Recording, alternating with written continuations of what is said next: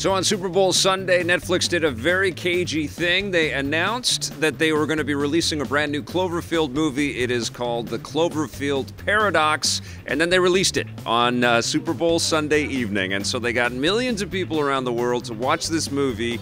I finally took a little bit of time to watch this thing. I had a little bit of jet lag insomnia, so I said, yeah, I'll check this thing out and I'll let you guys know how I feel. It doesn't really matter how I feel about this movie, though, and I think that is the core concept behind this idea. I think this is an idea of how to distribute in the future and how to market movies in the future. I think that Netflix, with its sort of deep penetration across the internet, and I've been watching some Netflix here in Italy, and it's everywhere. It's prevalent. It's omnipotent. It knows what we're watching, and I think this was an exercise in trying to track to see how a stunt like this would go down. And from everything that I've heard and read and seen about the Cloverfield Paradox, this is a tremendous success and doubtlessly going to lead to many, many more stunts like this in the future. Or are they stunts? I think this may be a case of, look, we have internet penetration. Everybody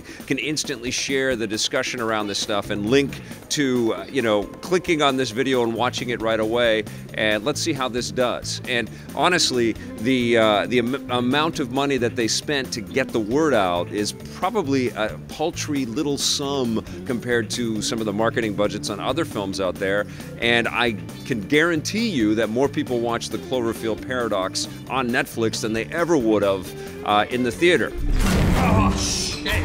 Oh, what the f— Now, all that being said, is this movie worth the attention that it's received? Is it a great successor to the Cloverfield brand and the previous Cloverfield movies that have come out? I love the first Cloverfield. I thought 10 Cloverfield Lane was terrific, and some nice twists in there that kind of made us think, how they're going to connect the dots and make this a wider universe. And the Cloverfield Paradox obviously picks up on some of those hooks. The idea here is that we are joining a group of astronauts that are on this International Space Station. There's a great power deficit, like actual energy power deficit on Earth, and these scientists and astronauts are sent out into space on the space station to collide atoms together and to see if they can create new power and a new power source for a planet that is desperately in need of new energy. And what they effectively do is they rip a hole in the space-time continuum,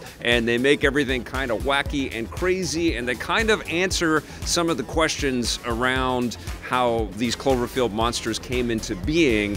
And quite frankly, I didn't really want some of these questions answered, And this idea of this core energy being so powerful that it disrupts dimensions and creates all kinds of havoc for these hapless astronauts, pretty cool concept, a little Twilight Zone-esque. I just thought that this was a little pedestrian, It wasn't really, it didn't really sort of effectively capture the value of having the Cloverfield brand on there. They had a concept here that could have been distilled and given a little bit more, tender loving care to build us something of real merit and real value. And instead we get this very forgettable TV movie-like experience with an all-right cast. Chris O'Dowd is in this thing, and Daniel Bruhl, who we've seen in lots of movies. But everybody does a pretty decent job with pretty tepid material, and there's just some really, lame sort of missed opportunities with the science around what they're doing here. And so even though these are scientists and astronauts with, incredible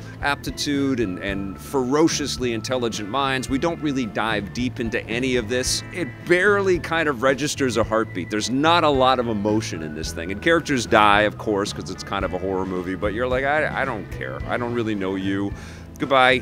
There's lots of that happening in this movie. And you watch the thing and you didn't even get the movie popcorn, the movie theater popcorn, so you watch the thing, probably like I did, sort of like, oh, okay, I'm getting through it. And maybe fall asleep for a bit, and then you wake up and then you press the play button and you finally get to the end and you're like, well, that mattered not one whit. It just felt like some lame throwaway sort of excuse to paint the Cloverfield brand name onto something. And you're just like, okay, yeah, good on you, Netflix. Your marketing stunt worked. You got me to pay attention. But that was lame, and I'm never going to be talking about the Cloverfield Paradox again. And if they try to paint Cloverfield on anything sort of going forward from here, it will register a lot less excitement from me. I don't know how you're going to feel about it, but the Cloverfield Paradox gets a 4.5 out of 10 from me.